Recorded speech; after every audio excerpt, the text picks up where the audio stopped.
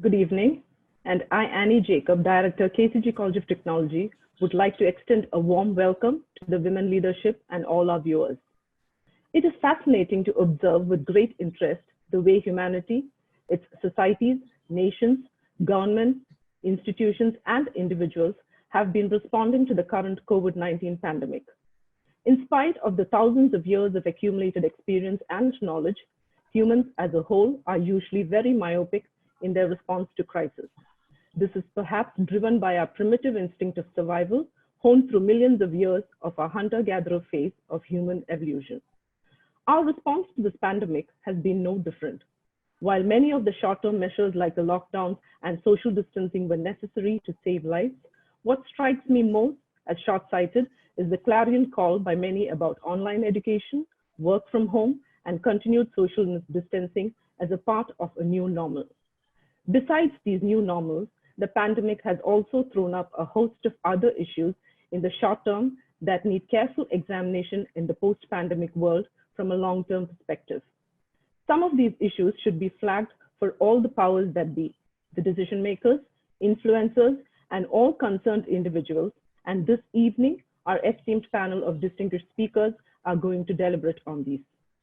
What are the needs and ramifications of this new reality, from technology to legal to culture? What will this mean for the future of remote work, even as the coronavirus pandemic abates? Is the age of human domination over? Why were some distributed workers trying to go home, a home they had voluntarily left? Because it had offered little in terms of aspirational fulfillment. Did we miss out on their inclusivity? Will we ever be able to roll back the phobia of COVID? Having put out all these thought processes, many of the measures taken to tackle them and the other newborn trends have their advantages during the pandemic, and some are even essential. They offer some inherent advantages even in the post-pandemic world. But what one needs to be cautious about is, should we define them as the new normal? As soon as a vaccine for this virus is found and we are past this pandemic, humanity should strive to return to its social moorings and refine its connect with nature and the environment and learn to coexist. Today, KCG College of Technology brings together a cross-functional panel of people experts who are the decision makers for their human capital to address their remote work challenges, most impacting their organization, self, and the best practices to resolve them.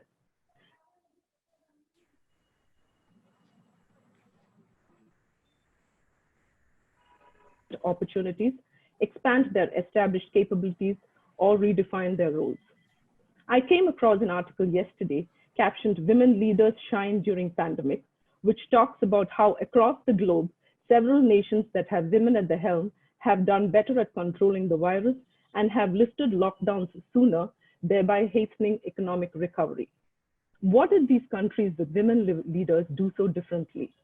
And today, why an exclusive women leadership panel for reimagining the pandemic? I'm going to leave that question unanswered and let Ms. Kanchan Khetkar take over, because when you listen to our experts, Ms. Hema Mani, Ms. Deepa Prabhakaran, Dr. Gayatri, and Ms. Hema Mohandas, you will definitely have an answer to that by the end of the deliberations. But before that, I would like to say all of us from and at KCG College of Technology and our viewers are extremely honored and privileged to be a part of this revelation. Over to you, Kanchan. Thank you, Annie. Namaste, Vanakkam, Assalam, Tasriyakar, and Kemcho. Very good evening to everybody. This is Kanchan Khetkar. I lead the HR function in HCL.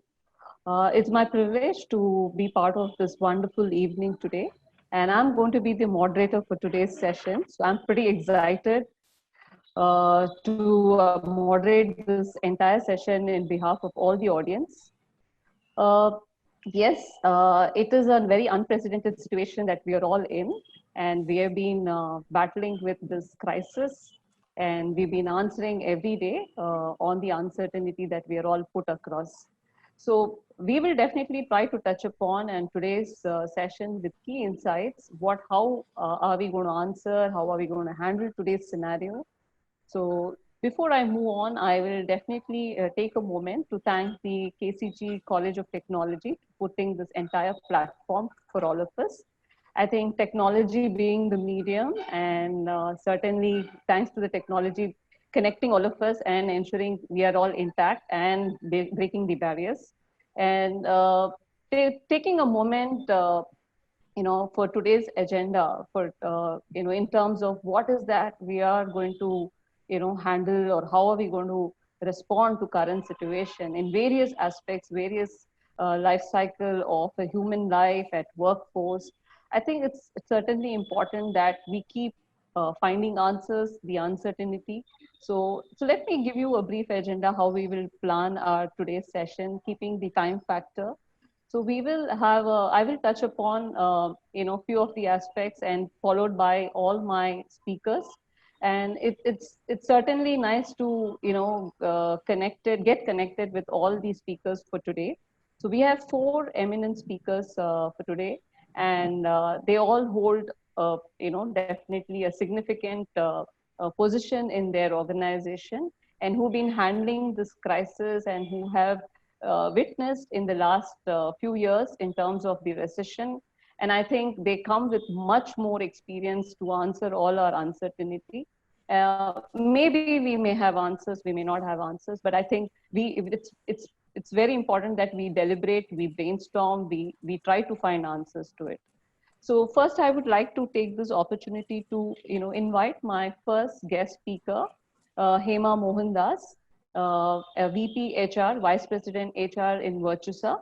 So Hema, I would like you to give us a little brief about yourself, and probably one thing that you can cover is what is that which is also defining you as a person and in this current situation. Yes. Thanks, Kanchan, and my sincere gratitude to KCG for having brought us all together.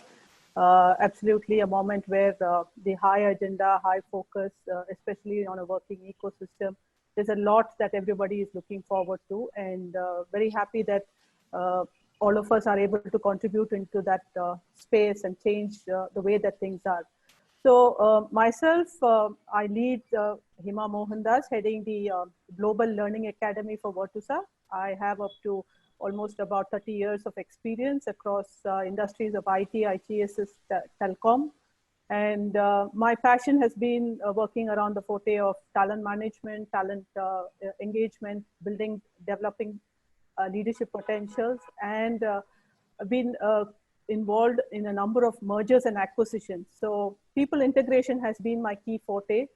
I've been able to use the breadth of these experiences.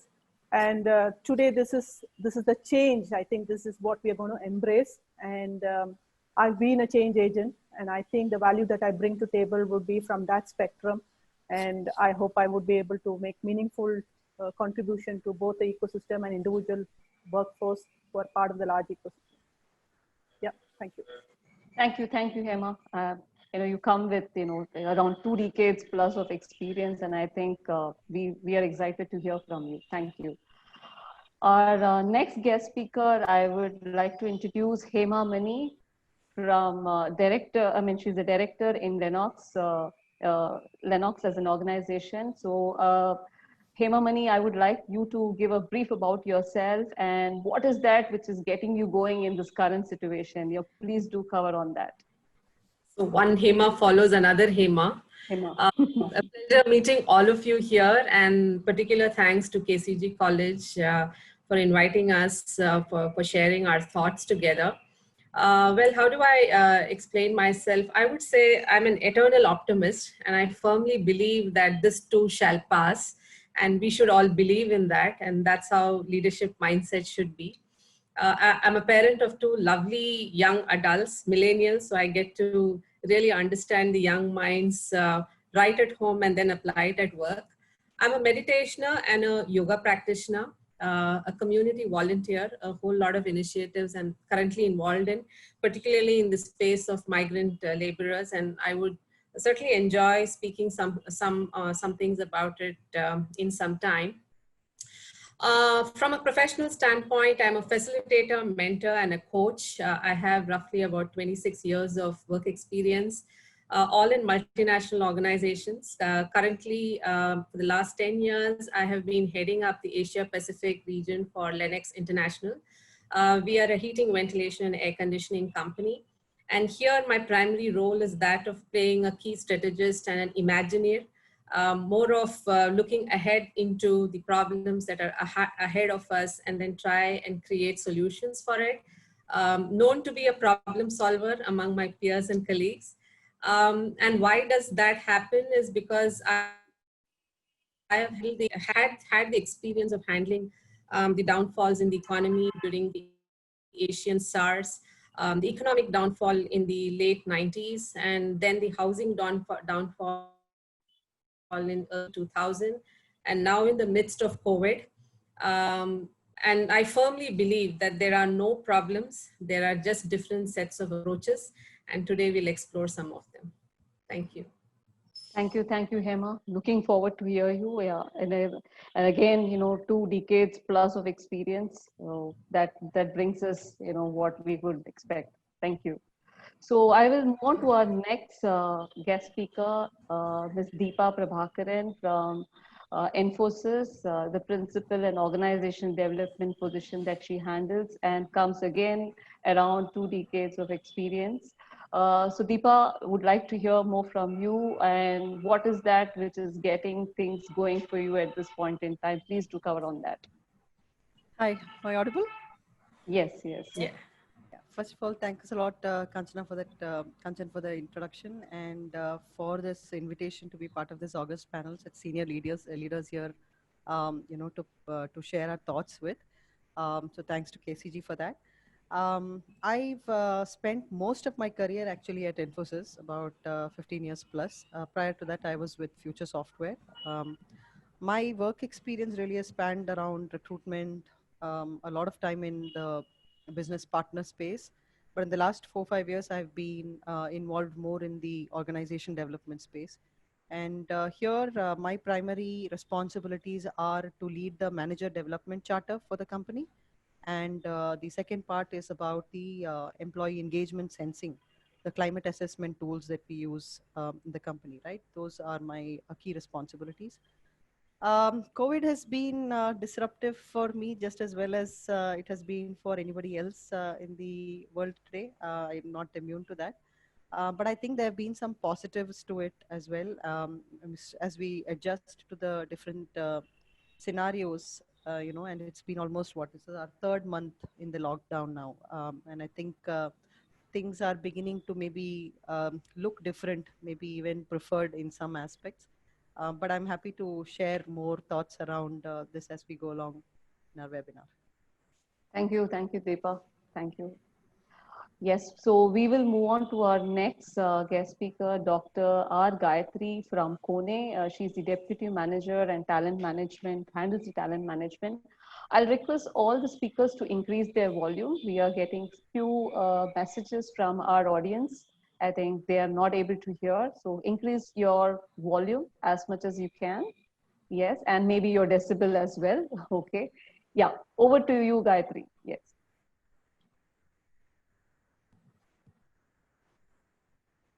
Gayatri, I think you're on mute. Oh, sorry. Yeah. Yes.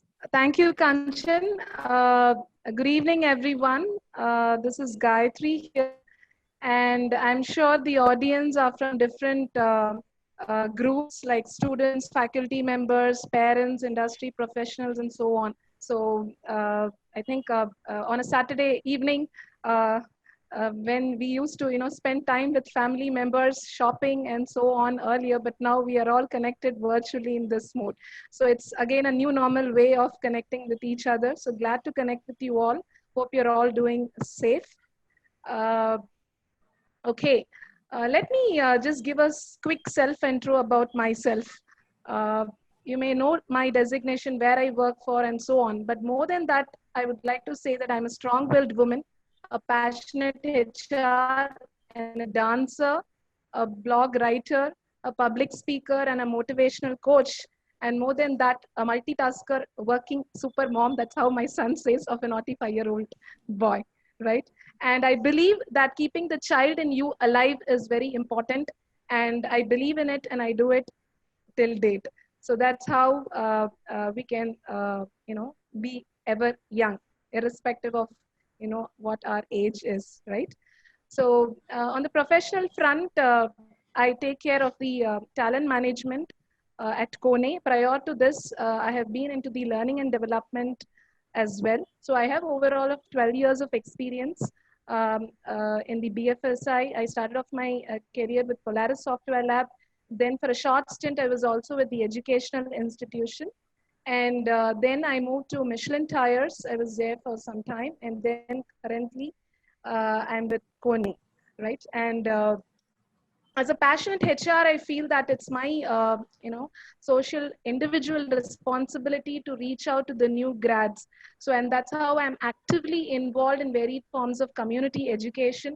And, that gives me, a new way, a positivity, a win-win situation wherein I also learn from them, right? So, and that's a small way how I give back to the society. And a small message to everyone out here. I feel in this, current COVID-19 situation, more than any, virus, this fear and panic are, some of the dreadliest, sort of viruses which is spread in the community, right? So as an individual, I think we all should have this sort of thing within ourselves. That is never to break the chain of inspiring others. So if you are inspired, keep the chain following and keep inspiring others, which is a need of the hour, right? So this chain shouldn't break and it should keep continuing. And I'm inspired today to be as one of the panel member amidst the senior leaders here. And I'm looking forward to, exciting talks and interesting, discussions with everybody out there. Thank you so much for the opportunity. Thank you, Gayatri. I think you had put it very nicely. I think the child in us has to be always on, and I think that gets us going. So thank you so much. Yes. So yeah, So today we are all handling many uncertainty situations, the UCA world that we are all put across. Benefit of everybody to understand what is UCA world. I think we have viewers from universities, colleges, students, corporates, right? And this is a term that we are put in and we've been answering, and I think every day we are answering this concept of volatility, your uncertainty, complexity, and ambiguity. I think this is perfect, that situation that we are all in, and answering every instances of it. So bringing back to our, the main agenda of reimagining the pandemic, women in the management and challenges, right? I think it is the feminism that we are all trying to adapt in terms of wherever we are getting in. It's not about women as a gender. It's all the qualities. It's all the, it's definitely, there are a lot of attributes that each one of us are trying to contribute in our day-to-day responsibilities and how we are demonstrating it. Now, I just want to put this entire concept in a very different way, in an acronym probably that could register and probably you all can connect. Okay, so if I have to tell, it's a gift. Okay, gift to relate, and then we also relate to den. So when I say den, it is not DEN, it is DNN. So I just want to put this thought so that you all can register what we are trying to relate here. So gift, I think we say it's a present moment, but I think the way I'm relating is the women leaders, right, across the globe who are playing very significant role in turning the current situation, right? So how should we relate this? So just to give you an example, right? Or I would say example, I'll probably put it in a very live situation that we are hearing. So the country Germany, the country Iceland, the country Finland, the country Taiwan, right? All these 4 countries, right? I put it as an acronym as GIFT. All the women leaders here are playing a significant role in turning the situation. They're all young, prime ministers, or they would be probably the, the chancellors, vice chancellors there who are ruling this country. But yes, women today have turned the situation on the ground in terms of the pandemic outbreak. So we have seen these countries, how they have responded to the situations. So I have just trying to put, some creativity to it just registers. Yes, it was there as a first screen slide from Annie. Okay, and those are the, those are the leaders at their own country who are playing a significant role. Today, they have flattened the COVID-19 situation by, by looking at doing all the measures. Okay, so this is on. So what did I meant on the DEN? So DNN. So let's not put it as DN. So DNN. So there is another 3 more countries to talk about, that is Denmark, Norway, and New Zealand. So the common thing about all these 7 countries, right, was one thing which was common was they were all women leaders, or they were the, prime ministers, or they are the president of the country, which was very common. And they have ensured that there is not much, or the flattening of the COVID situation is much, much lesser than any other country. And there is nothing that, that the men counterparts in other countries couldn't do it. They were also able to do it, but something which was unique in women that they were able to demonstrate on the ground. One is on the pragmatism, second is on the benevolism, the trust, the humility, the humanity, the vivid trust that they were able to show. And the most important element in all this was the society was able to respond, that they have elected the women leader. I think that is the change that we all have to look at in the current situation. It's not about, men or women. I think the society, how it responds on the women empowerment, and how are they looking at them to look at the current situation. I was also trying to see in India how women have responded. So all of us been tracking, all of us have been looking at many incidents. So if you look at in Rajasthan, Bhilwara was one of the epicenter which was coming up, and very similar to Italy. So today we are not hearing much cases of Bhilwara. What is that has been done? There was a young IAS officer, again a woman, who was able to make the situation on the ground. I think somewhere women have a balance to handle, complexity situations.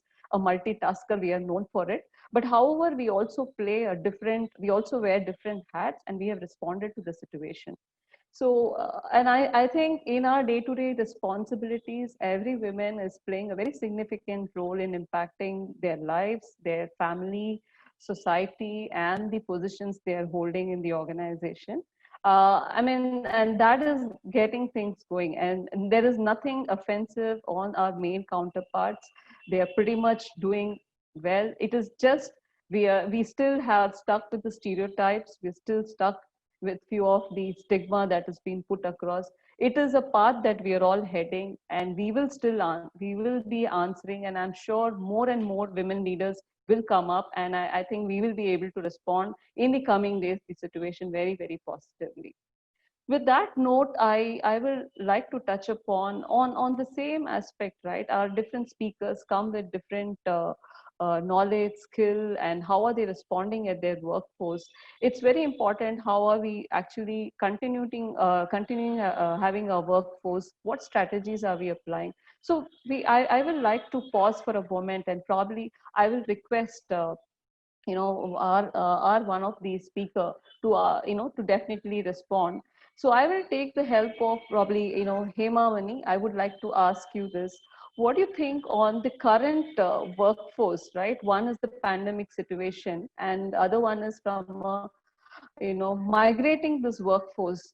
How are we actually handling in different industries and on the ground, and how should the young people and people from different industry have not made over? How should they look up Hema Mani? If you could share a few thoughts on that.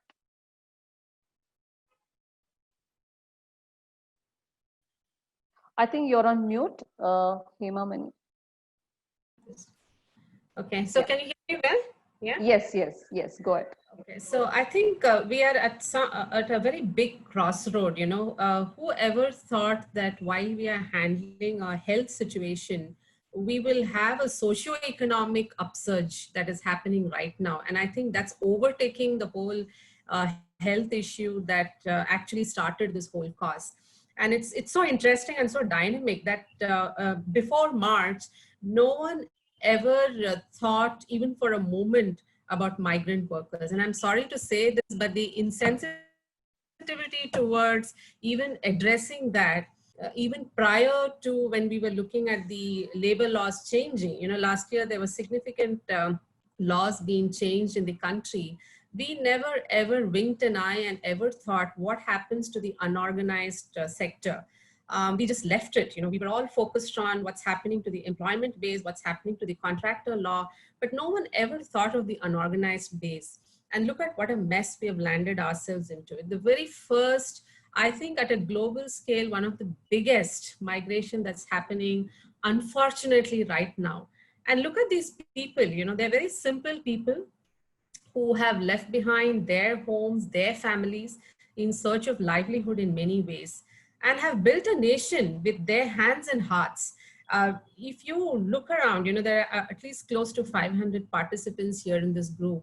If you look around your homes, a large part of your homes is really supported by that migrant labor. Maybe he is the watchman downstairs in your apartment, or she's the bai who comes to your house to do your cooking and cleaning, or maybe he's the guy who laid the bricks in your apartment complex.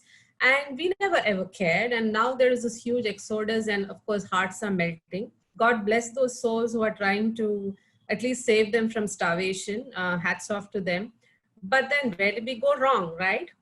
So for a large part of the group here, I'm guessing are people who are still students and probably urban students who've never really experienced what it means to be a migrant worker. In a large context, holistically, if you look at it, a migrant worker, there are different types. There are nation to nation migrations that are happening. People who move from our countries to places like Dubai, Indonesia, Malaysia, doing both white collar jobs and blue collar. The white collar jobs are the ones we are extremely proud of, not necessarily the blue collar jobs. And usually there's a huge segment of population that go that way, where their passports are taken out and they're given very meager amounts of income just to sustain living. So this is nation to nation migration. Then within the nation, there is state to state migration. The ones that we see, you know, all our population, especially in Tamil Nadu, if you see the large portion of people who really manage the security, they're all people who come from Northeast, the Gorkha community that comes in from the Northeast. So state to state. Now within the state, there are district to district migrations, people moving from villages, rural areas with infrastructure facilities and lack of educational awareness. They move into cities for better income. The core is really money. Money is what is driving people, and opportunities is what is driving people into these places. Largely unskilled, you know, the population that today media is shouting hoarse and crying hoarse is really the unskilled, semi-skilled and casual laborers. You've probably seen several media images of young women and men walking on the streets of Mumbai, just carrying their young kids and their little baggages along with them. They're usually on daily wages and weekly basis. And this is more educational for all the students out here for you to understand. These are daily wage earners. These are weekly Bata workers, you know, who get their weekly wages. They don't have investments. They don't have savings. They survive on day-to-day money that they get. The work that they largely do, this is for all those of you who are in HR professions, they're largely temporary in nature, very contractual and time-bound. So usually in a construction site, you know, these are people who come there, probably spend about 6-7 months until the apartment complex is up. And then they move on. They move on to another site, or they move on to another, job. They're very skilled. Some of them are artisans. They're quite skilled in their nature of work. And to that extent, we are going to be hugely affected because of this migration, because the skilled population is really going back, and going back very disengaged, and we do not know when they will return back in that engaged state of mind. the most important thing is most of this labor community, which is close to more than 2 million or, about 200 million in population, they are largely uneducated and therefore undocumented. Most of them don't carry the kind of documents you and I carry. Forget a, Aadhaar card, they may not even have a bank account. Unorganized labor, and usually, we have to blame ourselves in the urban cities. Just to reduce the cost of labor, we get into the temptation of hiring them without documentation, without verification, and without providing for any safety and healthcare provisions. Very few organizations, and one example that I'd like to cite here, which just happened this morning. There is this Punjab farmer who grows mushrooms. He, just seeing the plight of the migrant labor. So the mushrooms are grown in a certain period during the year, after which for several months in the year, they really don't have work, the farming labor hands. And this owner of this farm is saying the plight of the migrant community to head back home. And what did he do? He tried giving them up, booking them in a train, and he found that the plights in train were far severe. So he actually booked a flight for them, made sure they all had their health checkup, made sure there is enough money in their hands so that they can go home and be with their families. Now, this is a very rare example, and that's why it will probably be out there in media by tomorrow morning, and all of us will see it, and all of us will, put the flag high and feel very proud for this gentleman. But they are very small little number of souls in the country who are doing some, amazing work. But the large part, we just ignore them. So this is just to educate. Now, why do they need to migrate? Again, to students who are probably born in urban cities may never know. They usually influenced by a social structure. You go down south into Tamil Nadu, into the interior parts of Tamil Nadu, a mother would actually desire her son to go into the cities and work because it's extra income. Also, it is Mahanagaram, quote unquote, land of more opportunities. Similarly, you go to interiors of Maharashtra, a young lady would want her son or daughter to go into the city, either by way of marriage or by way of job. So there is a social structure attached to it. Just to draw an analogy, it's like how some of you are aspiring to go to probably US or Australia, land of opportunities. So very similar analogies on how these migration really happens between the states. Second one is imbalanced development and opportunities. Unfortunately, India is a land of diversity. India is a land of complexities, and India is a land of imbalanced growth across the nation. The only cities that get quoted are Mumbai, Bangalore, Delhi, Hyderabad, Chennai and Cochin, because these are places where there is certain semblance of infrastructure, certain semblance of hospitality, certain semblance of education. But you go deep down into the interiors, it becomes very difficult to get that same facilities and get those same infrastructure. Most of these people come from very large family backgrounds. So it's a large family and low income. You see the economic depression there itself, right? And therefore there is a need to make money. There's a need to make more quick money. There's need to make money anyhow. So I will, do bhajiyas in the evening and I will lay a brick in the morning. I'm okay with that as long as I get that money in my hand. A lot of them come from because there are natural calamities that have affected their farmland. Some of them own farmlands, but just non-agricultural, non-cultivatable. So they're looking out for money, and so they come into cities. Some of them come from places which are ridden by civil strife. If you look at the northern, eastern places where there's a lot of Naxal influences, a lot of them move because they want to feel safe in a much more secure place, get their families into a much more secure place. And also more important, right now, what we are experiencing is safety and health. Look at the migration that's happening. Never one imagined the migration would be reversed, from cities back to towns and villages. And that's purely because of safety and health issue. They don't feel secure. And some of us who are in those privileged positions in organizations have really not made attempts to make them safe and secure. And hence they are looking for opportunities to escape and opportunities to go back to their little cities, not knowing what exactly they will do there. So what do we need them for? You know, when this migration happens, at least in India, what do we need them for? We really need them for a lot of semi-skilled activities. Some of them are artistic, as I mentioned earlier. So we need them for their artistic skills.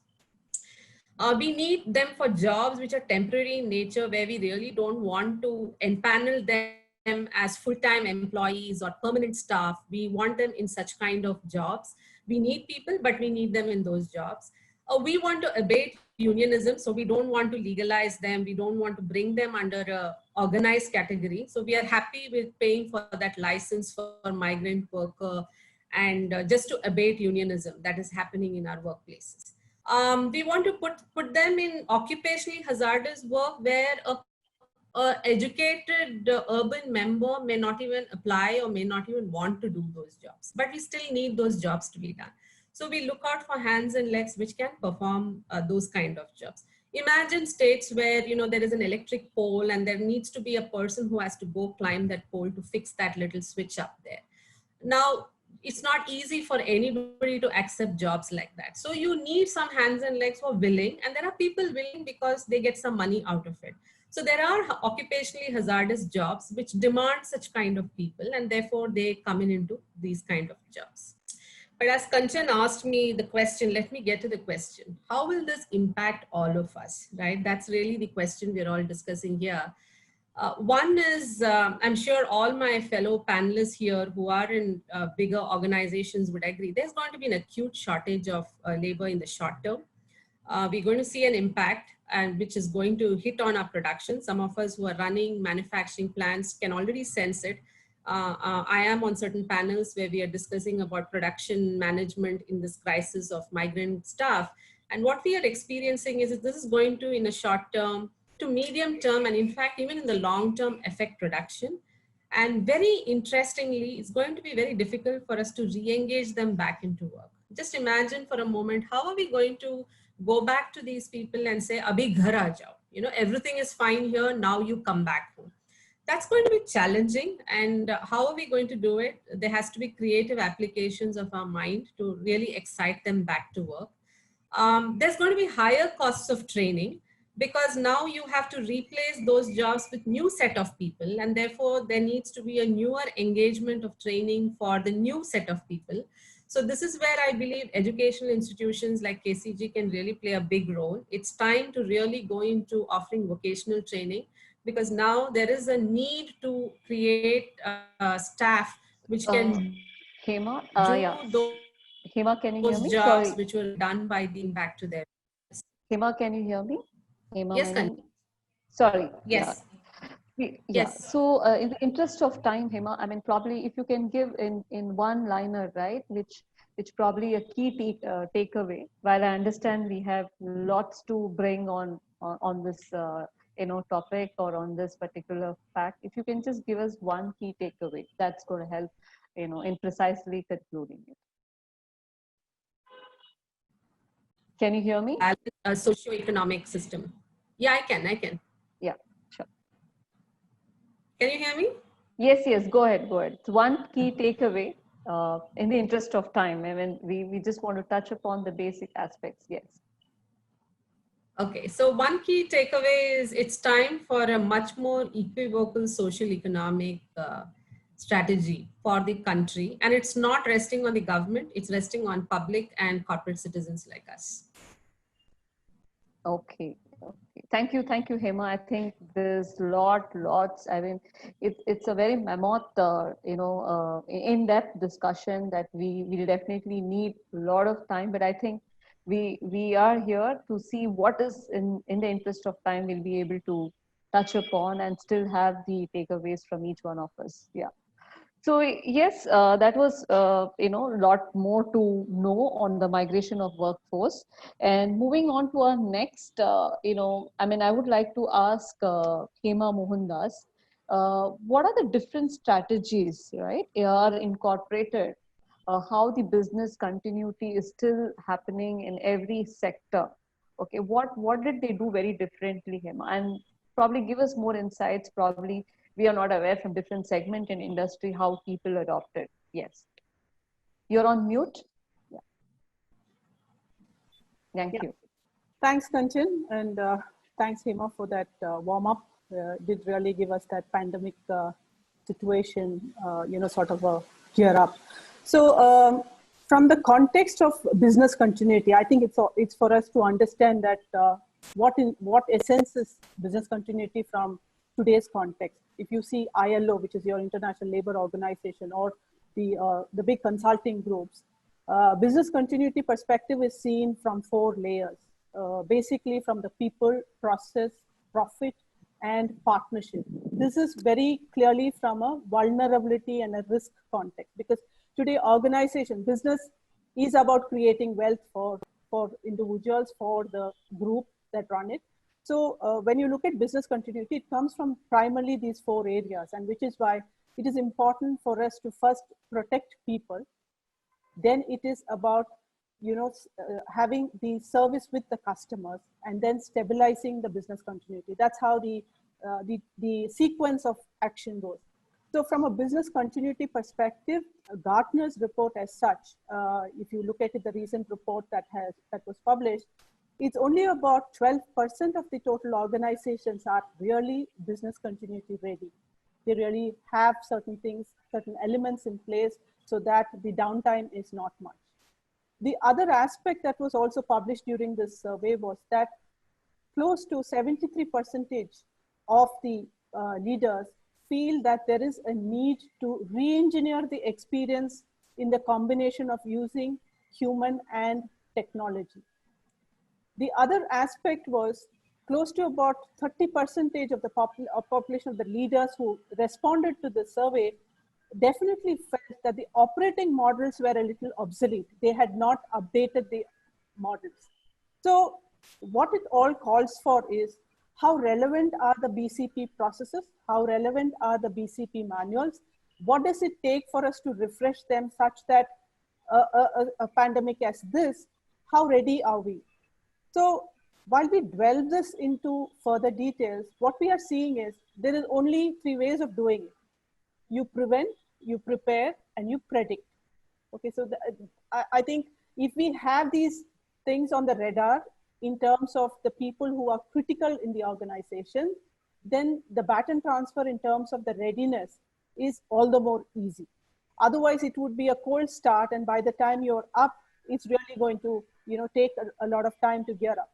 So I want to bring the relevance of my organization that I represent, Virtusa. Virtusa is a IT organization, a consulting organization, and we are a NASDAQ listed at the US office, headquartered, about 25,000 people.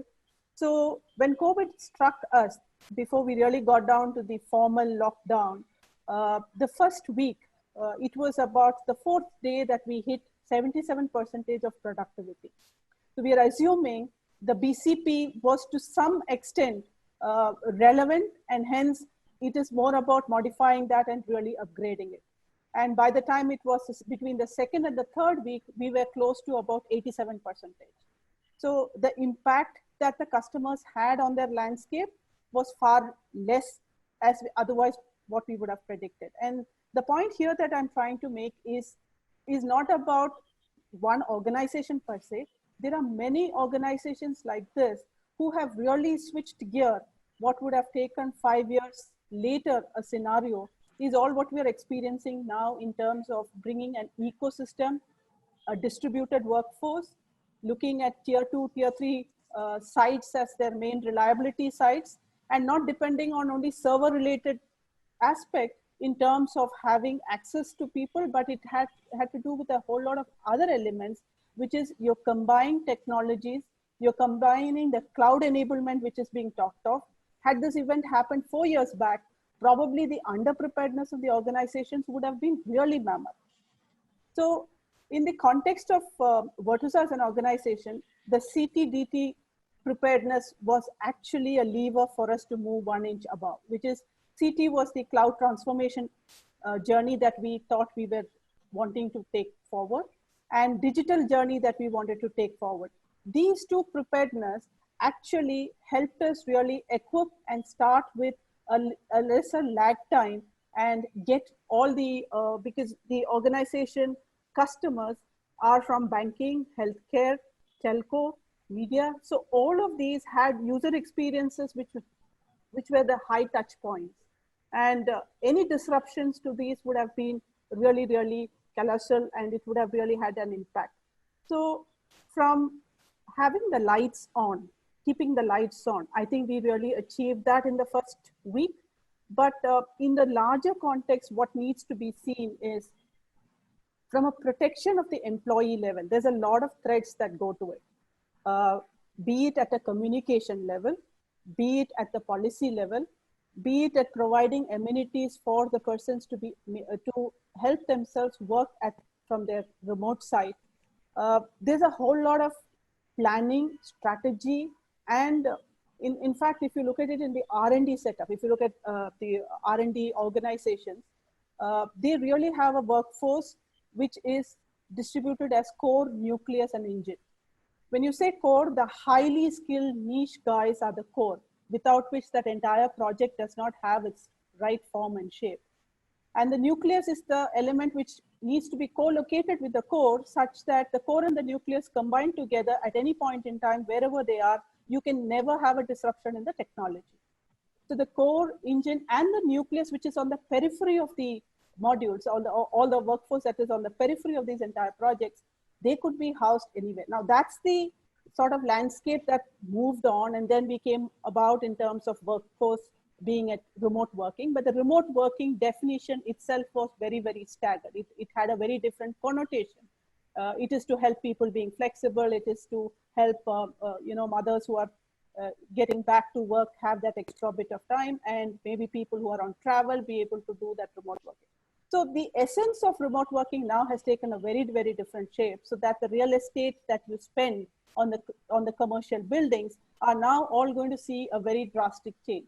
So the strategy that I think would really emerge would be is, how would you get a very resilient workforce?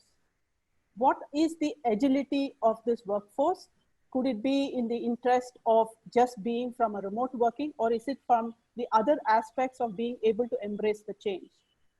The other is about the entire flexibility in terms of the ecosystem. How is this going to pan out? And then it is about how the combination of human and technology factor, what is that new 2.0, 3.0 versions that we would evolve, which will really will change the delivery models. So for all these aspects, the business operation engine becomes key, because the data analytics, the insights, and the governance model around the delivery hubs is the one that would really call those strategy planning ideas, and in terms of giving that flavor of what needs to be done at varying points in time. So in essence, what I wanted to say was, in a journey which is already moved into the fourth IR, there are some of the organizations who have caught up that race.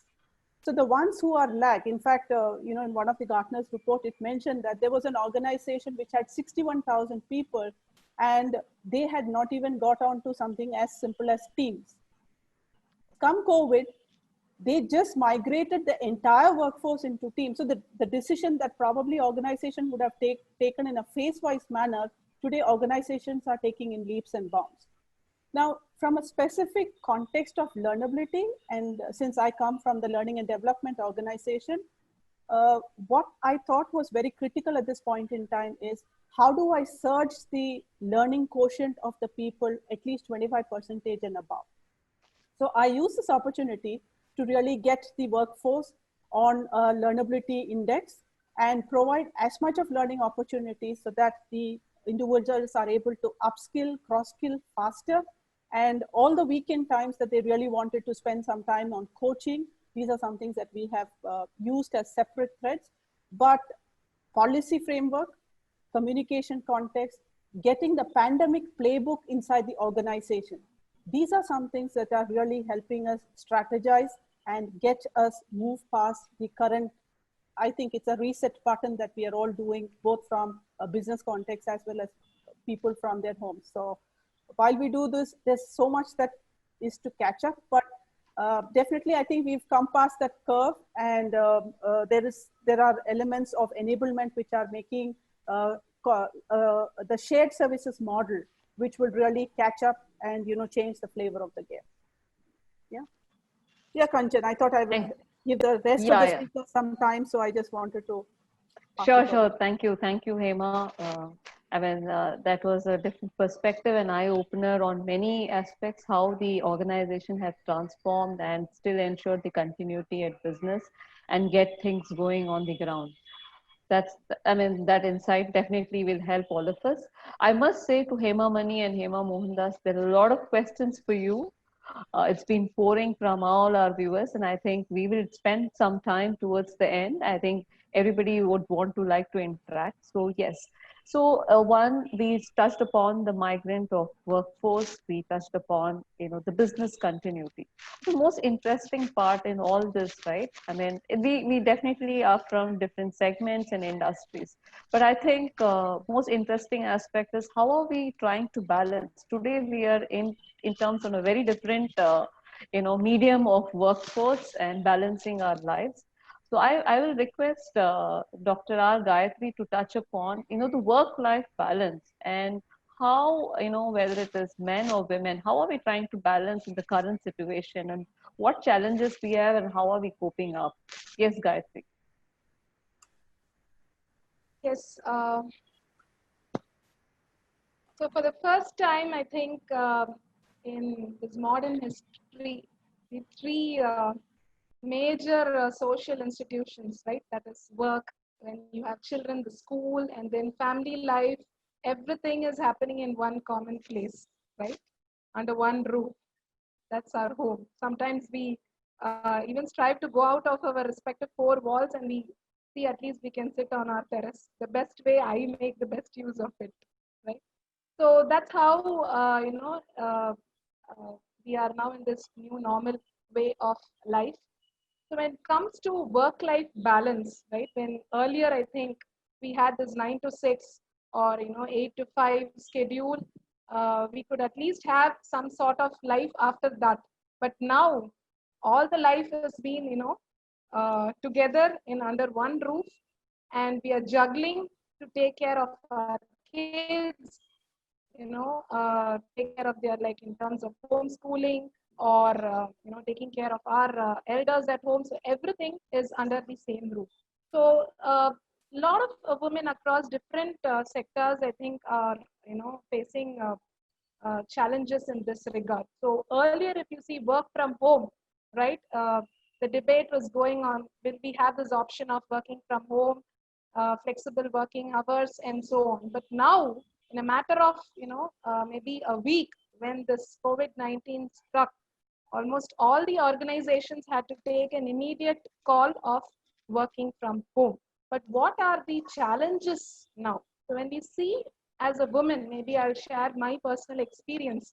I think I was the most happiest working mom. After my maternity leave, I was like, eager to be with my son, right? But I used to manage, okay, it's a part and parcel of my life. So when this first phase of lockdown occurred, first 21 days, I was like super happiest mom. I was like, I'm going to spend much time with my son, at the same time do multitasking, work from home, and all sort of things. But as days pass by, I think we say, whatever comes in a huge quantity, everything becomes as a poison. So lockdown 2, lockdown 3, lockdown 4. Now the next phase of lockdown, it's like, what's happening, right? So in fact, in one of the HR group this morning, we had a senior coach who just texted, will you be interested to be working from home or office or both?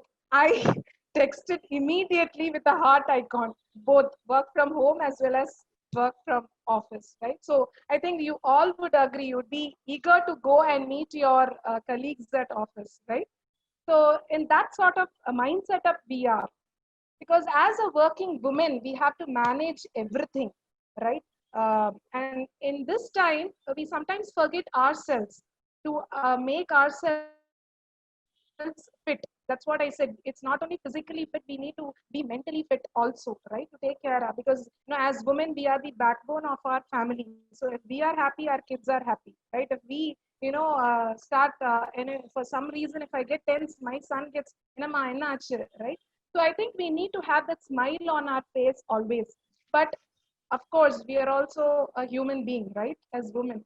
So in that way, I think as organizations, special, policies and decisions in terms of work from home, what sort of flexi work could be given, right? And in what level managers, can play a vital role in understanding would, make a big deal. So as I represent Kone India, let me share a few of the practices which we are doing. And before that, I would like to share that Kone India has been, in the list of the top 100 best companies for women, right, in India for the 4th time in a row. So as a caring organization, we have always focused on, coming up with equal opportunities and to create a special environment that respects and complements the differences. So in that way, we have been taking a lot of initiatives, especially in this before this COVID-19, right, occurred, we had this Male Ally Award, okay, from the rewards team, Male Ally Award, wherein the best manager who supports and empowers their women employees were awarded, right? So I think it's not only in terms of women empowerment, but also how men at workplace or at home could contribute in supporting women in different ways. So at the workplace, we have this Male Ally Award, which we introduced. And recently, we are going to institute the Kone Super Moms, right, which is a sort of activity which we are planning to for the specific super moms as an art of balancing how extraordinarily they are managing both the workplace, the work from home, as well as taking care of their family. So different sort of activities which we are planning, right from employee assistance program, special EAP initiatives, and yoga initiatives. In fact, not only for women, we have online sessions which we focus on giving to our employees on a daily basis. We have email communication to consciously ensure that they take breaks, right? Because especially women, if you see, right, they do this multitasking and they forget they are, whole lot about themselves, right? So we are consciously ensuring that our women workforce take breaks in the middle, like in terms of yoga sessions, because earlier when we had in office we had 5:30 to 6 o'clock exclusively for yoga session, but now here it's difficult, right? So we ensure even that it is maintained during this work from home option, and we send out email communications, and also we ensure this e-learning in terms of how mentally you could keep yourself occupied, some inspiring sessions. So we engage the women workforce with different contests. So it's on an ongoing basis, so that they are having that mental support that yes, our organization is taking care, right? It's not only when you are in office there should be work-life balance, but even when you are working from home, how work-life balance is really important, right? Because we women tend to forget that at all times. And as I told you, in phase 1, we were super excited. But as the lockdown gets extended, because everything is getting shared, right? Because when the male and female in the house is working, and if there is some online session for the kids happening, I remember of one colleague sharing with me, they had only 2 laptops, and this second standard grade guy is asking, Amma, get me another laptop, second standard, right? Because he wants to get his homeschooling online classes is going. So where will he go, right? So that sort of pressure is happening among all of us. In fact, some of the audience here had one of the questions that this women who are very successful in different positions, I hope you also have some sort of a bitterness in your life. If so, what is it? Because I'm struggling to cope up. See, guys, we are all human beings, irrespective of any position each one holds, and we all have this mental pressure, ups and downs in life. It is how we cope up and we consciously work towards it, right?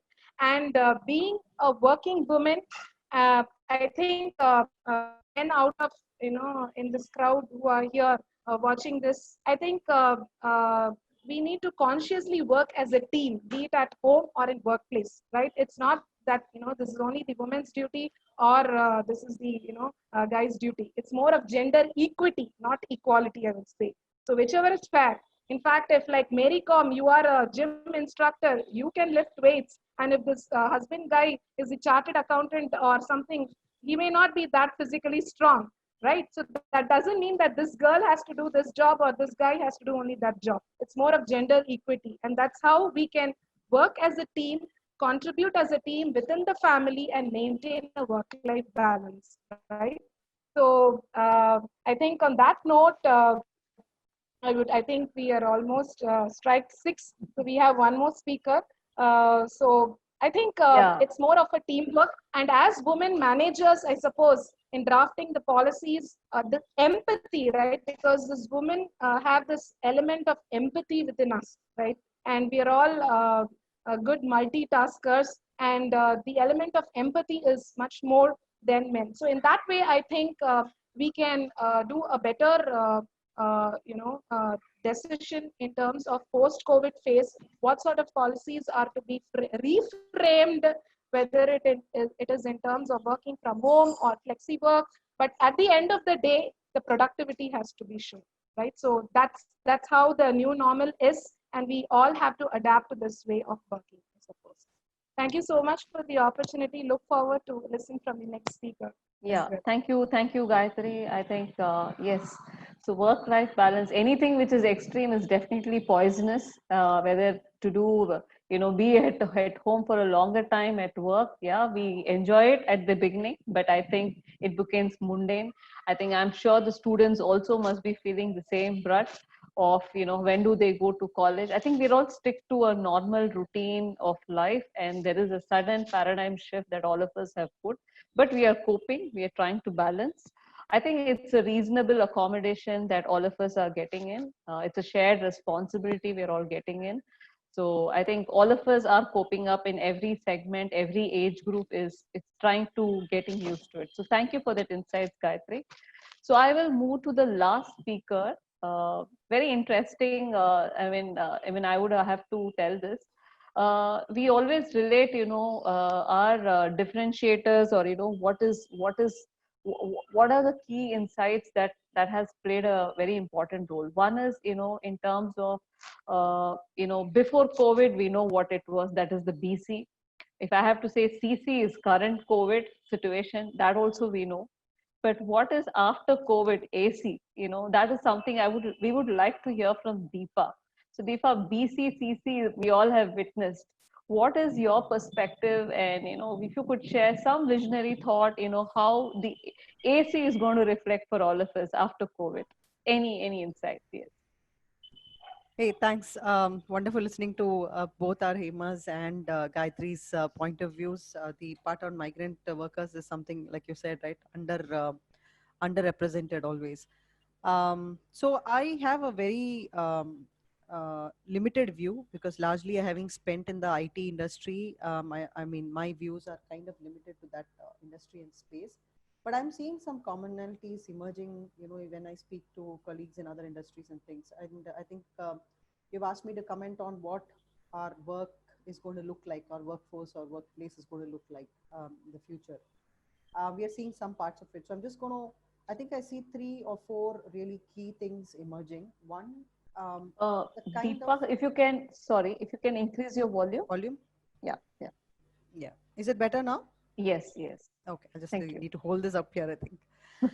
Yeah, so I think very briefly, if I have to, summarize how we think things are going to change. And I like the way Deloitte, articulates this. There are 3 real elements that we have to consider. One, the actual job or the work that we do, right? How is that changing? How is the workforce changing, which is who does this job, right?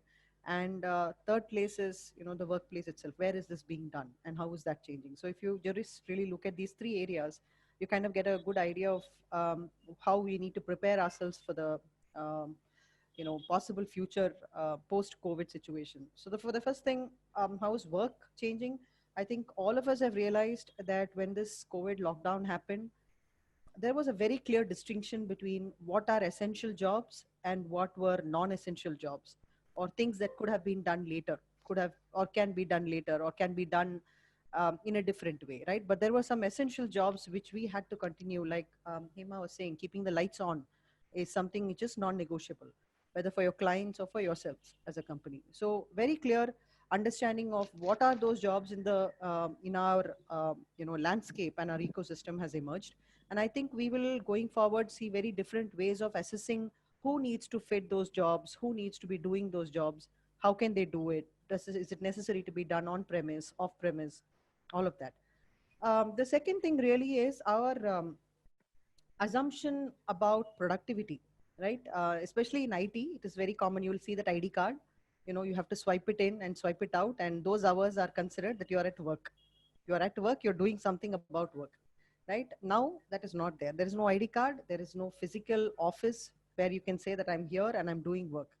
It's all, like you said, all the large enterprises of our society is now under one roof, and somehow we have to figure out when work is getting done in all of this. So I think our understanding of what productivity is has shifted from number of hours to, what is the quality of the output, what is really getting done, what are the outcomes that you can achieve, and whether it is remote or physically in the workplace, that has become a little less important in the overall space and scheme of things. The additional thing there you have to understand is, because of this whole virtual environment, right? And I think as we go along, it's going to become a hybrid kind of an arrangement, partly at work, partly at home. Sometimes it'll be 20% here, 30% there, 50% here. We don't know. It could be a various set of combinations. And at any point in time, it is safe to say that one whole team might not be available in one place anymore, right? So if that is the case, there are a different set of behaviors and culture that you have to drive in a company now. So I'd like to add a point to that a little later. But the second part, like you said, on productivity, right? And the third part really about who is doing this job, right? The employee and the workforce, and how we plan about hiring, scaling up, scaling down, ramping. There's a concept called bench in our IT industries. All of that has to be rethought, right? If you look at this, it's, I wouldn't say unorganized, right? But there is a gig economy. There is a what we call a part-time workforce that some companies employ, and I feel in the future we are going to see an increase in that kind of a workforce going up, right?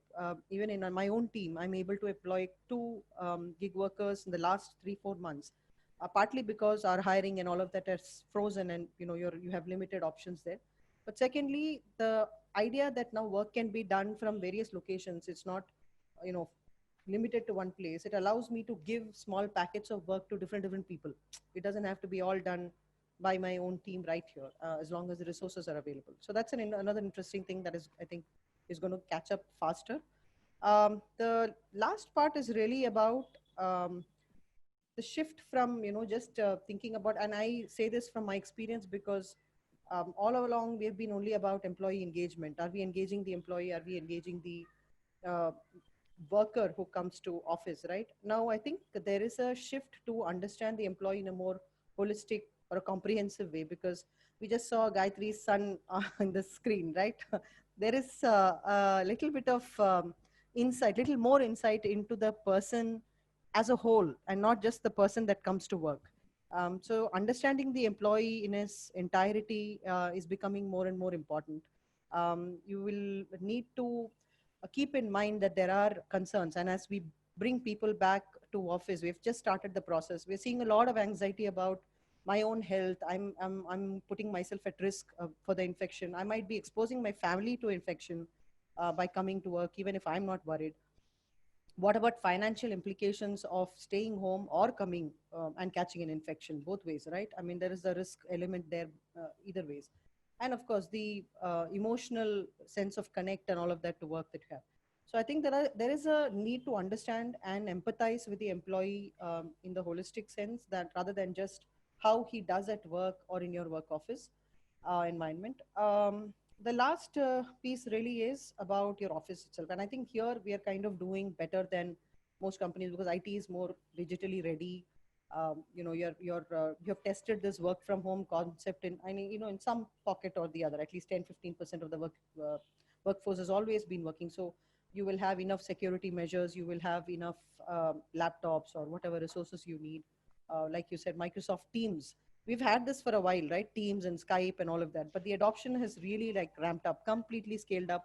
People have just taken to it very, very quickly. So that kind of environment and making, I think the challenge there is really to make sure that some of the softer elements, right? For example, your culture. Let's say you want to drive, um, I don't know, inclusive culture or maybe culture of innovation. Now, how do you drive that in a remote environment vis-a-vis in a physical environment, right? Physically, it is a little more tangible. You can put them in a room. You can say, you guys, you know, work together. You figure out your breakout sessions and things like that. Now, in a virtual environment, it gets a little tougher. So you have to rethink how you can extend elements of your culture into the remote working environment. So that's really, I think, in my view, some of the things that we may have to be, you know, start thinking about or preparing or, you know, figuring out some solutions around these things. But if I have to sum it in one word, I feel the future of work is a lot more fluid, a lot more flexible, stripped of all the frills, keeping it, you know, true to the essential of the job.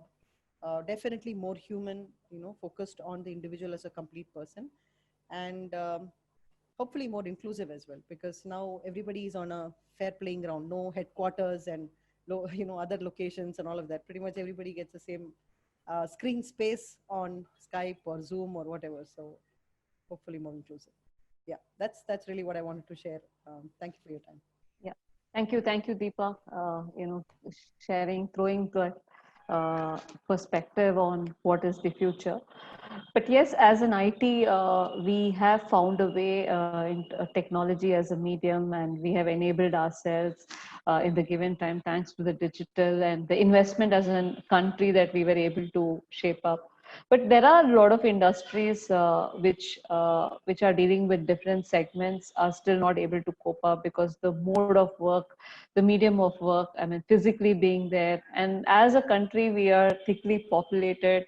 We have many challenges to deal with. And as Hema Mani touched upon the migration of you know, workforce, I mean, we are dealing with different segments of people, and the future for everybody is, at this point in time, for some reason it looks bleak, or it looks exciting, it looks you know, definitely promising for many of us. I think it varies from segment of people and from industries, but we need to find a way, we need to cope up, we need to be flexible. And yes, as rightly said, Deepa, I mean, as you mentioned that, you know, newer jobs are expected to come. You know, the future of our countries are youngsters and students who are going to come up. So there are newer jobs which are going to evolve, and it could be a part-time jobs, you know, hourly basis job. We have to be multi-talented. We may have to, you know, have to plan our skill development. Staying relevant is one, and other is, what is that, you know, apart from studies, apart from other aspects, we can upskill ourselves. Today I see, you know, freelancing job. Somebody can design a website for me, somebody can moderate, somebody is able to, you know, customize, you know, some of the web content. What I'm trying to say is, just not about you know, the usual jobs. I think the newer jobs are expected to evolve. This is something that we have to wait and watch, and how the industry is going to shape up in all aspects of the future. With technology, without technology, I think we are still heading towards, you know, direction of uncertainty to answer. We will try and cope up, is something we will look forward. Okay, thank you so much. I'll take this moment, you know, to pause. I think there are a lot of questions which has got poured from many people. In the interest of time, you know, people who have posted questions through different medium, it may be your Facebook or through the, through our, live chat or through Twitter. In the interest of time, we will pick the question, what is most important at this point in time, and we'll see how we should get that answer to all of you. Okay. So my first question is to, one of the question to Hema Mohandas. Okay, so the question is, since you're talking about technology integration with human, many are talking about cloud servers, etc. What is the backup plan or new tech instead of internet? You're on mute. You're on mute. Yeah. What is the backup plan on new tech? Yes. What is the backup plan or new tech instead of internet? Yeah, see, I think it's about the shared resources. That's what is heading. Instead of individual compartmentalized sources of location of access, what we have already moved on is cloud-based, and which is because it is cloud-based, the access to arena of a plethora of library of utilities, be it you are in US, be it you are in down south somewhere, the access is the same. The access is just across the same. So what will happen is the container ship, the Docker ship, what they're talking about, all these things will go through a transformation in terms of size and scale in order to manage the entire bandwidth and volume. And which is where you're seeing, be it Reliance, be it Airtel, all these guys are heavily ramping up on their entire telecom architecture itself, because communication arena is going to have a very, very different kind of a challenge that will throw up, because the volume of access is going to change. And if volume of access is going to change and everything is just going to become home working, the idea of making it a shared services model will be the key construct. But then the whole idea of internet, be it we call it the word internet, you will find a new name or a tag given it to it, but it will be a combination of technology. That's how we see this coming. It will not be something that we will invent new. It will be a combination of this, but in a different form. Okay, thank you so much. I think that helps, Hema. Probably this is a very interesting question. Probably I will post this to Hema Mani. Okay, so behind every successful man there is a woman. Who is the one behind your success? You're on mute. That's fairly easy. I mean, is this a personal question for me, or is it something that I should generalize? I mean, I will leave it to you. Okay. So I guess, this COVID working from home, I was just taking off from Gayatri. It's brought an interesting dynamic, and I don't know if you'll observe it. A lot of men are actually taking pride in managing house. They're baking, they're taking care of kitchen, of course, they are portraying it on videos. They're making, a big deal out of it. But that's a very nice, refreshing thing that at least they are feeling comfortable coming out in the open and saying, okay, I'm, really helping at home. But on a serious note, I think we have come at a place when very slowly we should start thinking it's not the man or the women, but it's about how do we make ourselves more successful in whatever we do. How do we make time, and how do we equip ourselves with the right skills so that we can manage our careers in a right manner? And the answer to this is long. So whoever has asked this question can reach me on LinkedIn. I'll be very happy to share how some of the success stories, some of the things I do, and we can have a personal chat. So I'll leave it at that. Sure. Thank you so much. So probably I will give this question to Gayatri. Okay. And there's a question saying that my opinion is multitasking is a strength of women when compared to men. But men feel that as we concentrate on more than one thing at a time, we don't know to focus. Okay. Which is right? Should I multitask or I change myself? Okay, I think I have also replied to this question in the chat itself to the concerned person. Okay. Anyways, I will repeat it. it is nothing like, what you need to focus just for the sake of pleasing someone, right? I think your question was, men think that, you are good at multitasking, but you are not focused. But why do we think what, men are thinking about? I think we need to focus on what our belief is, and, what you feel is right, and what you believe in yourself, right? It's nothing like, we need to please men, or men need to please women, right? So it's being, original. Be yourself, right? I believe in that, right? So whichever your heart says it is right, go ahead. And I think priorities, you as matured beings, we know what is our priority. So prioritization is important. It is not just for the sake of someone has told you this is not okay. You may be a multitasker, but you are not focused. I don't agree with that.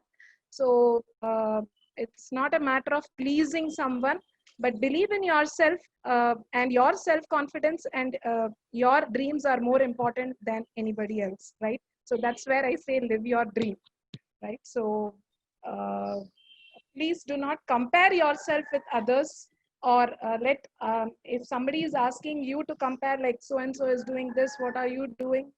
I think we are not here to compare anybody. We all are unique in some or the other way. We have our own set of talents. We have our own set of priorities, which we will have to focus, right? So that is how I think is the right way to go ahead. Okay, thank you, Gayatri. I think somewhere I just want to add on, I think the need pushes all of us, whether we are multitasker or we want to be focused. If there's a need, I think we'll be able to balance everything. So thank you so much. Next question, I'll probably, post it to Deepa. The question is, Deepa, there's a fear that this pandemic will close the door of recruitment. Okay. How the industries are reimagining and reinventing ways to recruit students. Yeah, that's a real concern that we're all figuring out right now, right?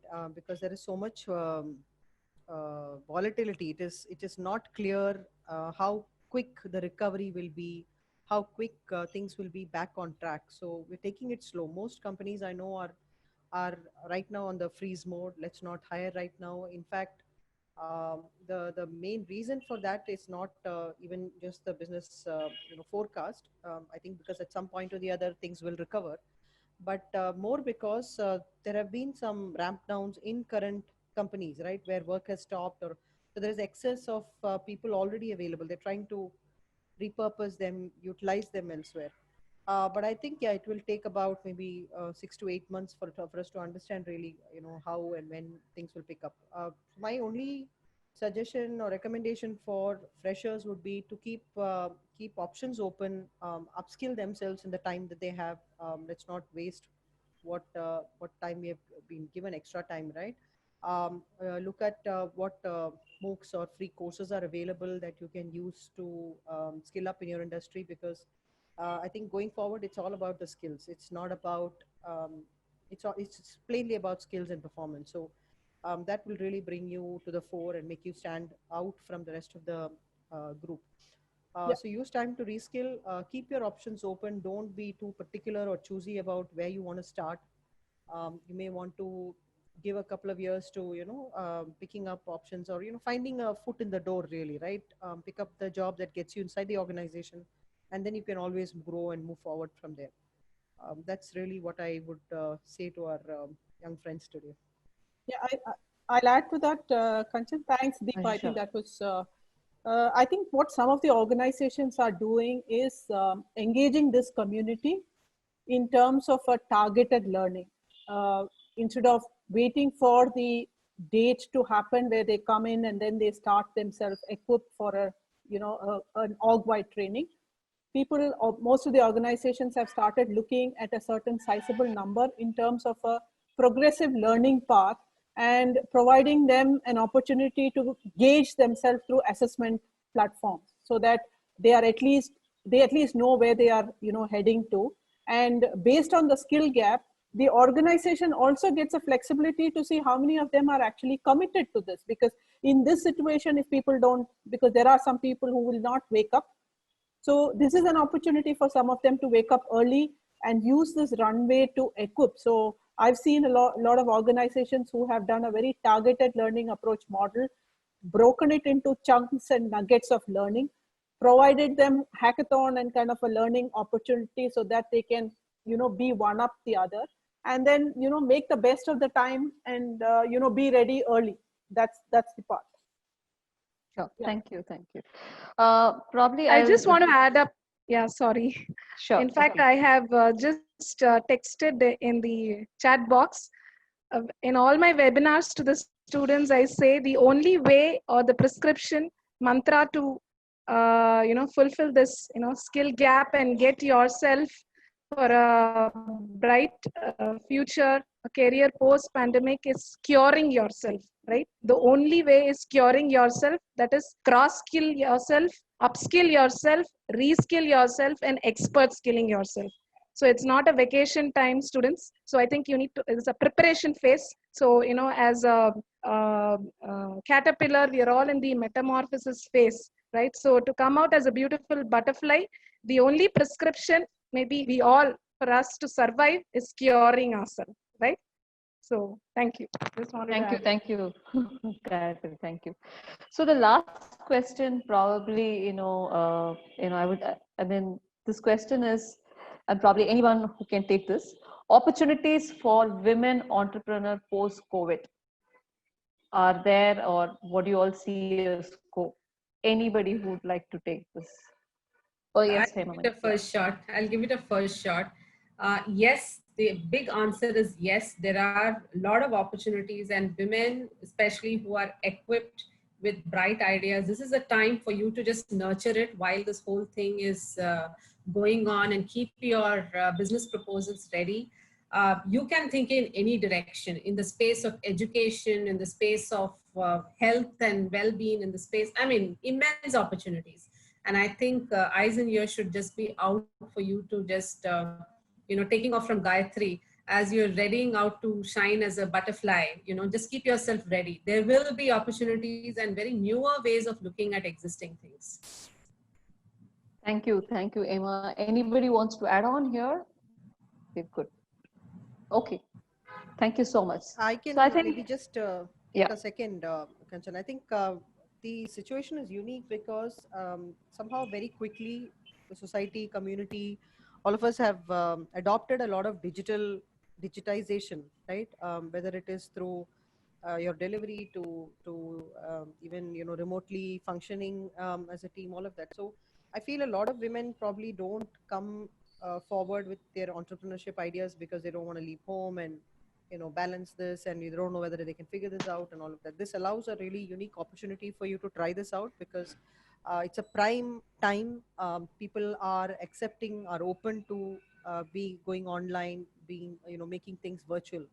So if there's something you want to try out now, I think it might be a great time to experiment. Sure, absolutely. Sure. Thank you, Deepa. Okay.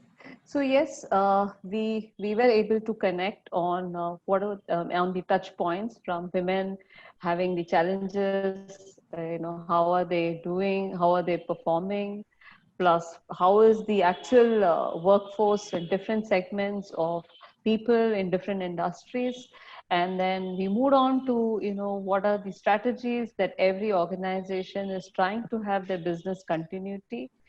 In all this midst, we are trying to balance our work, our home, our relationships, and our responsibilities. And yes, with all this, we will have answers for our future opportunities. There are newer opportunities are expected to come. The existing one will take shape. I think there's a lot of compassion, a lot of solidarity that we all have to play a very important role in the current situation, and we're all heading towards the common goal. We are this phase will also too pass. This is something that we all have to look this very, very encouraging, and very important that we have to be responsible here, taking care of ourselves. And and thanks to many frontline warriors who are playing a very important role in the society. who have been taking care, putting their life on stake. And today we are here, able to manage our day-to-day lives and still have this session moved on. And we had segments from different industries, students, and different age groups, different generations. I mean, it is for us to see how this entire situation can turn very differently for us. And we are all coping up. We will cope up and we will head towards the direction. I think it's just a time and a lot of patience, perseverance that we all have to possess to head. And we will look at for a bright future. Thank you. And I will hand it over to Dr. Devi Sinduri of KCG team. Over to you, ma'am. Thank you. Thank you, Kanchan. Eminent panelists of this evening, my colleagues and all the viewers. We had closer to 500 viewers today. And it's my privilege to propose a vote of thanks on this occasion on behalf of KCG College of Technology. When we had to face the unprecedented changes due to COVID-19 pandemic, we also entered into a new era of digital learning. We had virtual learning sessions through digital classrooms to ensure the continuity of education. And we also leveraged self-paced learning portals like Coursera and NPTEL. And also we entered into a webinar series. We named it as Digital Series 2020. And the series had 38 webinars, and we had panel discussions covering leadership and technical focus areas in 4 different tracks, actually. It was alumni series, industry series, international series, and knowledge series. Being the final of the series today, we wanted to make it, we wanted to make a good impact on it. And as an educational institution, we had to face several challenges. And we were also thus keen on understanding the challenges faced by other industries. We brought together experts forming a cross-functional panel today to address the challenges due to remote work, most impacting their organization, and also the practices they have adopted to best resolve that. The idea was for us to understand better how to mold our students for uncertain times and prepare our students holistic to face such unprecedented changes anytime in their future, irrespective of the type of organization they will be working in. So when we envisioned this and initiated the discussion with the speakers of today, the passion and the involvement they gave to the process in spite of their busy schedule and the challenges this pandemic has thrown at them motivated us to take this forward. I extend my hearty thanks to all the speakers for gracing us today in spite of your pressing work and sharing with us your experience and opinions today. We are truly inspired by all your great words, ma'am. And also a special acknowledgement and gratitude to Ms. Kanchan for coordinating and moderating the panel today. Thank you, Kanchan. Thank you, thank you. Yeah. And we always had overwhelming responses anytime when our webinars were announced. Thanks to all the viewers today. We had, for all the viewers and many industry personnel from different organizations have come in. Thank you all for all the viewers. And we have been fortunate enough to be backed by a team of very motivated and dedicated, result-oriented colleagues of KCG. I cannot thank everyone enough for their involvement, and their willingness to take this to the completion of tasks beyond their comfort zones. But as a whole, I would like to acknowledge the contributions of all those who have worked extremely hard, both in the foreground and the background, for making this Digital Series 2020 a memorable one for all of us. Thank you all. Thank you so much.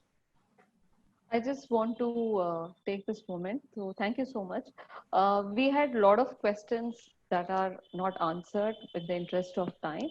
Probably I'm just taking the liberty in behalf of all the speakers. If we can be reached out through the LinkedIn media, if you want to be very specific, because we couldn't answer everything there, and people wanted to share, people wanted to get the answers. I think please reach out to us in the LinkedIn platforms and post your questions. We will try and answer there. Thank you, and thank you all my speakers. In aligning with the same thought process. Thank you. Yeah. Thank you. Thank you. Thank you.